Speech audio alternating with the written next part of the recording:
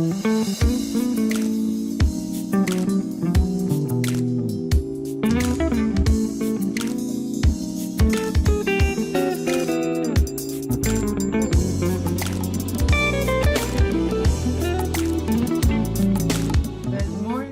everyone. Welcome once again to our Sunday morning Sunrise Support Group Call, where it's always a safe space filled with love and compassion. I'm really delighted to see all of you here this morning with our dear friend, Dr. Linda McGhee, who's back with us. But before we get started, I need to pause for a moment and say, God, grant me the serenity to accept the things I cannot change, the courage to change the things I can, and the wisdom to know the difference. Amen. I need that this morning. This morning we are welcoming back Dr. Linda McGhee, who has been on a short hiatus. We haven't seen her beautiful face for a couple of months now. And for anyone that might be new, she is a clinical psychologist, attorney, mental health expert, speaker, and friend.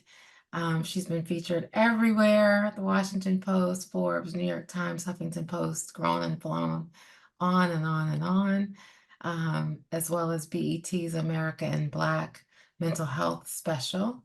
She specializes in COVID-19, racial trauma, mass protests, and more. She's author of a chapter in a book on bipolar disorder, and she does multicultural assessment and testing, like she did my kids back in the day. She has been on the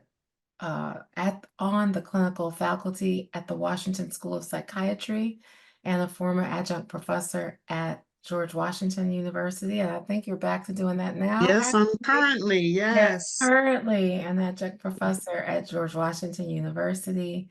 And I could go on and on and on and on, but Dr. McGhee was here at the very beginning, almost 5 years ago, which I can't even believe it. I guess 4.5 years ago. Right. I think we did a show on spotting anxiety and depression in teenagers. Yes, That yes. was our first show. Back in 2020. Yep, February Yes. 2020. So thank you for Mm. being here all these years and for agreeing to host this Sunday morning session, which is really an open session. It's open for people to share, for people to ask questions, for people who might want to get something off their chest, who may have a challenge they're dealing with in real time with their child or a loved one. And it's an opportunity to be in a safe space and share and talk to Dr. Linda. It's like having free therapy on the Sunday morning with a friend, and a loved one who we trust. So to get us started, Dr. Linda, I know you've been gone for a few months maybe, and want to just know how you're doing, how you're feeling. Well, today I'm feeling fine. But I have had a year and I wanted to come back today to talk about it and to do an open session, but to open up a little bit about what has happened and um how I've dealt with it. This is a atypical position for me, Kelli, because Yeah. I'm usually the person on the other side, and I usually make a point of not sharing so much. Mhm. Um, but this year has been pretty dramatic for me. I had a son who had a major car accident in March, and I got that Saturday morning 4 a.m. call, from Mhm. your child, Mhm. that call that no one ever wants to get, where he was run off the road by a truck driver and had a major car accident, and for a day couldn't feel his legs. Mhm. So that happened in March. Shortly thereafter, um, And I he's okay. lost. He's okay now. Yes, he's fine. He is fine now. He fully recovered.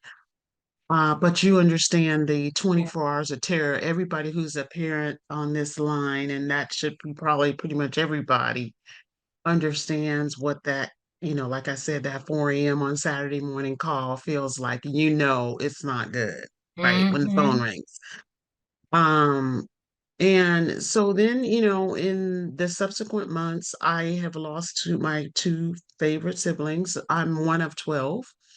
And one of my oldest brothers, who's near and dear to me, and my son, um, lost his battle with cancer in May. And my sister, who is like a daughter to me, really one of my favorite people on the planet. My youngest sister, we were the two youngest girls, courageously fought cancer for a long time and lost that battle on September 3rd. Mm, And it has, and I myself, so that has been probably the hardest thing I've ever had to deal with in my whole life. your Um, sister, bearing your baby. yes. And, my son and her were siblings. And we used to joke that she was my daughter before I had children. So it's a huge, huge blow. Mm, And so sorry. And so, Jennifer was an amazing person and courageous woman and funny and kind. And I just remember her and I joking and laughing together. And she was like me, very much into fashion and who was wearing what. And so the last few months, for the last few weeks for me have been really, really hard because everything that I would talk to her about, she's no longer here. Mm. And we talked about So, even doing your hair as you do your hair yes, together. yes, we would, as I was trying to learn how to do my own hair, I would take pictures and we would do Zooms and she would help me. Or if Kelly and I had something public to do and I had two dresses, she would be the one to help me figure out which dress, or if I wanted a dress, she would help me track it down in London or wherever. So it is really like missing a part of myself. I'm so sorry. Um, and the last thing I want to say is that about what has happened is that I have been facing my own health challenges, and I had to have surgery in July, from which I'm fully recovered. But again, I will say that this has been a year. And Mhm, so I decided that I was going to prioritize myself and I was going to take a break from things. So I went into a consulting job that I just started on day one and told them I wasn't going to fulfill my obligations. I cut it in half, may yet cut it again, cut it off entirely, mhm, depending on how this next couple of months go.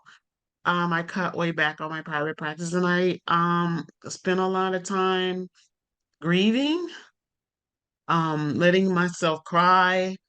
Um, I spent a lot of time, with my spirituality where I, take time to read my Bible and do everything I mhm, need to do to take care of me. And mhm, I've been spending a lot of time in my beach place, to be honest with you, on just being and not mhm, taking care of people. So the last thing I wanted to say is that, the thing that I didn't say, Kelly, that I haven't brought up is that, dealing with your family in times like this is often very, very stressful. And the way people react under these kinds of crises is very, very stressful. And how they get attached to money and, um, not um, carrying old struggles into the struggles around the funerals and mhm, around paying for stuff mhm, and around what they're going to get.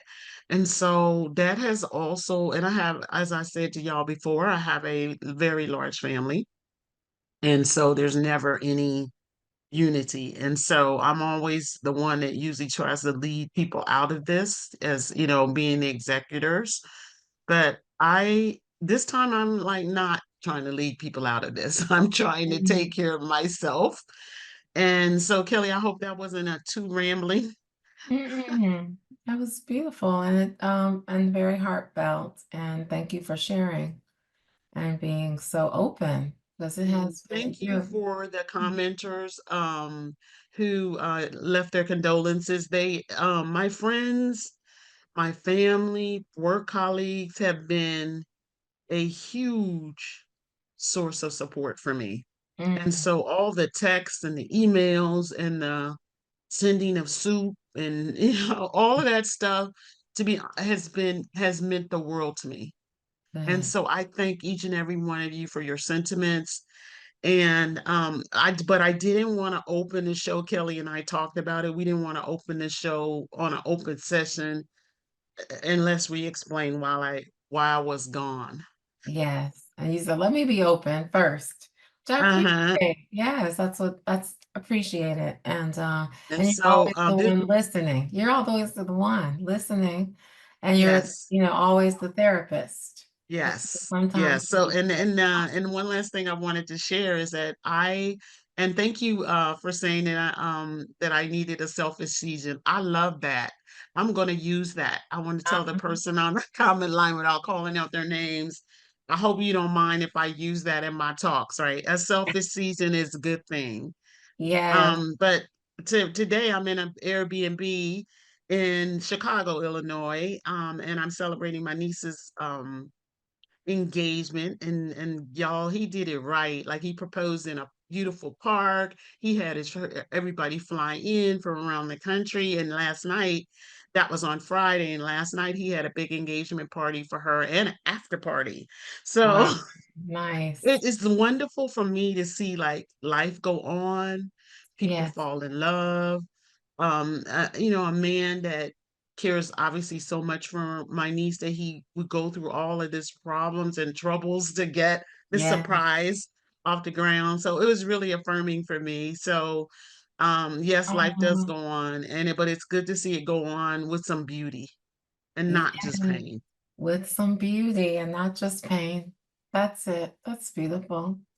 Thank you for sharing. I'm wondering if anybody else wants to share or has a question or something on your mind or something you might be dealing with that you'd love to talk about.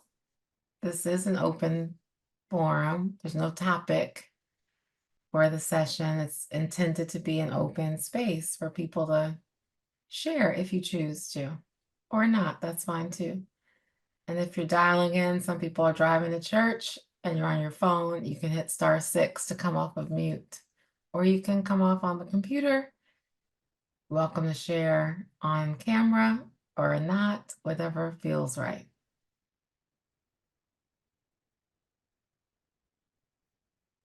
How do you work through the anxiety of being you? Um, of choosing you. Mm, Um, Choosing. I it was hard. Kelly, Uh-huh. Kelly, Go ahead. Go ahead. I'll yeah. take what that do question you, after. first of all, first and foremost, my sister is amazing. She's the most, I can't ever live up. I can't because she's so awesome and amazing, right? This club, this, what we have here is so amazing, right? Yes. Yes. Absolutely. Thank you, Kelly. Thank you. Welcome, Sherry. I love you. Thank you I so love you much. too. I love you so much too. Thank you. Woo, y'all. Thank you. Thank you. Um, I I appreciate the sentiment and I appreciate the emotion. And I really want to give people today the opportunity to talk a little bit about like what they're dealing with. Yeah, Um, and Um, particularly, like I said, the question was, how do you deal with the anxiety of choosing yourself and taking a step back? It's not easy. And it's Kelly, not. You're yeah, exactly right. right. It's not easy. And I, Kelly? Kelly. I'm sorry. Go ahead. You're No, here. no, no, it's not easy. Yeah, that's Dr. Linda speaking as well. Dr. Linda McGhee is on, Sherry. Okay. Yeah. No, it's okay. Um, you look at all the people that are depending on you, you look at the contracts you've signed, the speaking engagements you have to turn down. And I'm not gonna lie to y'all, I need that money. Still have a child in graduate school. But last semester though, everybody knock on wood, please. But also it's just from the perspective of just finally realizing at the age that I am, that it's okay for me to take time and process without having to put on front, without having to, like I think I called Kelly one day and, Kelly, I need to tell you everything, you know, through everything and just sobbed. So, you know what? It's okay to lean on your friends. You're the ones who always are taking the cake and taking the call and picking up someone else's kids. So when you need it and when I needed it, I'm giving myself permission to take it. Take the condolences, like I said, people sent me soup and all kinds of things that are just wonderful, and candles and prayers and books and um it's just wonderful. So, Can I say something? go ahead. I just want to say something. I am Sherry, my Kelly's sister, Yes. and I will never forget when I felt alone, when I felt sad or anything. I would go into her room and I would just like lay down on the floor next to her. That's Mhm. like my favorite thing ever. We're Right. sisters. And I will never that just made me feel safe and see. Just to like lay down on the bed next to you. Right. And my thought is that people need to be able to take what they need from whom they need when they need it. And as long as the person is willing to give it, I think that's a good idea. So thank you so much, Sherry, for sharing. Um, Thank you. Dee has her hand up. I have a hand up. Dee, Yes. Hi. Good morning, everyone. hi, go ahead. Good morning. So one thing that for those that don't know me, my name is Dee Sapp, and I'm the executive director for the SonRise Project. And something that we have been working on for probably 2 years now is trying to get everyone here together in person. We've spent a great deal of time together on these Sunday morning calls, but we've never actually met and created the community in person that we've intended to do. So my question for the group, people can either come off mute or put a comment in the chat. How many of you would be interested in getting together over a weekend sometime in December for us just to meet, talk, and get familiar with one another? Nothing formal just yet. We'll work on more of a retreat or conference next year, but just us getting together and strengthening our bonds. We are considering having this informal weekend in Florida or possibly DC. So if you could put your preference and if you'd be willing to get together, I think the weekend we're looking at is December 7th. So if you could put it in the chat, we'll have it and then we could plan from there. But I think we've been sisters for a few years now, and we've not really met or had the chance to, to eat, to drink, to get to know each other on a, personal, positive level. So that's where I am, Dr. Linda. I mean, you already know about this from before. So Kelli, feel free to add if you think I left anything out. Thank you. Absolutely. And the Florida location would be Naples. I forgot to mention that. Yeah. Yes. Hello? Hello? Yes. Yes. Kelli? Yes. Yes, Sherry. Your beautiful voice. I love you so much. This whole format is amazing. And I feel loved. And I just want to say thank you. I just want to say thank you, okay? You're welcome, Sherry. I love you too. Jules? Hi. I I was thinking how to I think the getting together would be really nice. I think if not for anything, but just being with others that understand that sometimes it gets better and then it doesn't. And it's been a struggle because with my child, he was doing really well. Then of course the medication don't, it becomes manic again, and it's just such a cycle. And so when the other participant wrote, "How do you choose yourself?" I've just recently, you know, my child is in supported housing. I did the call, the 988, and I have to give a shout out that I called 988, um, um, and they reacted very, very well. And it was a very positive experience with a plainclothes detective to kind of help when he was going through his phase. And his experience at Shepherd Pratt again was also very positive. So I just wanted to give some shout outs about that.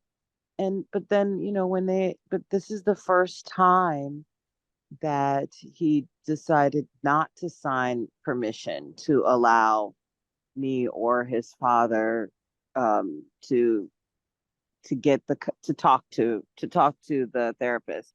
And at first that was super hard because typically it would be a us work at it thing.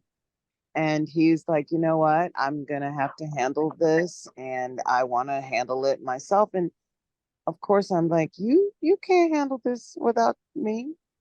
And he's trying, and I didn't know about the supportive housing option, so I thought that that's something else that might be worthy to discuss for others, just because I didn't know about it, and understanding that we've reached the point where he really can't live, with me anymore. It's just not healthy for uh, uh, my mental health and the mental health of others, the constant manic going in and out of it. Sometimes things are good and sometimes things are not.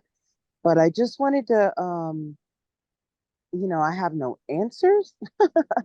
I appreciated the mindset of like, nope, I'm just going through some stuff too, and there's no end in mind, but there are things that I could do to continue to support my mental wellness around that.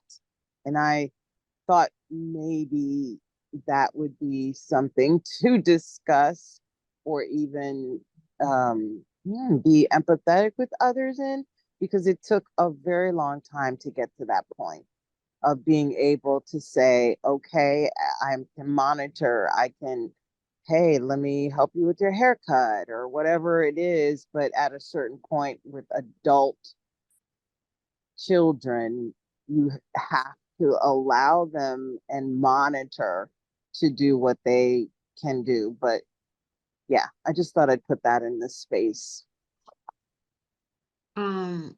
Jules, thanks for sharing and always being willing to keep it real about what's happening with your kids. Um, I don't think it's I think it's safe to say that at this point in time, SonRise, Kelli personally, a lot of people are in the same boat as you. I have several friends who are in the position where they can no longer house their children, right? Because it is just too, they're either a safety risk to their parents or those who are in the household. You're trying to balance out the needs of one child versus the other. I know someone now really closely who feels very guilty that she's had this a home in chaos because of one child and how it has impacted um, her other child. And she feels very guilty that her child's last 4 years in the household have been chaotic.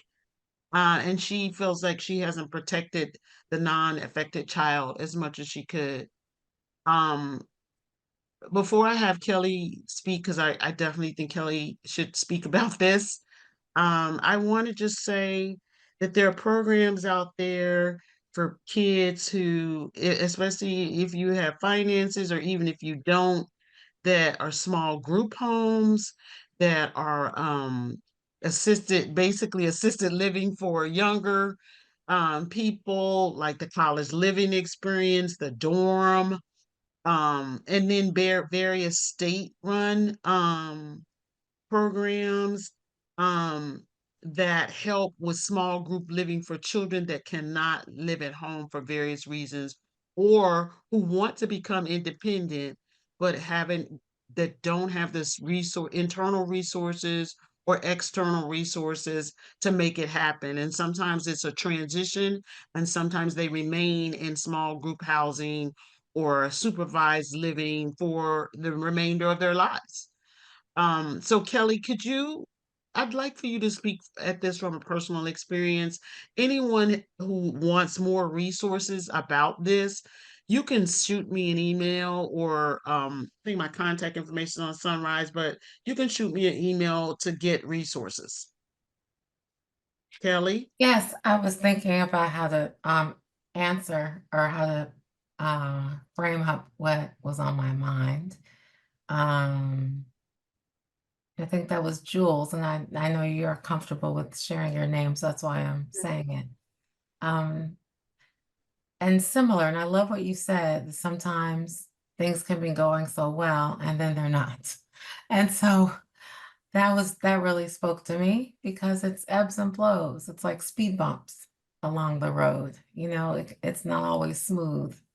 And when we think we have such great success and we're making strides and there's, a few steps backwards sometimes. I similarly went through something this summer with Kyle where we agreed as a family that he was not going to go back to school because he was wasting a lot of money, just a lot of money. And so we agreed that he would go back to Denver, but work, well, Boulder technically. So he worked, but didn't save a penny. Then fast forward, he needed to come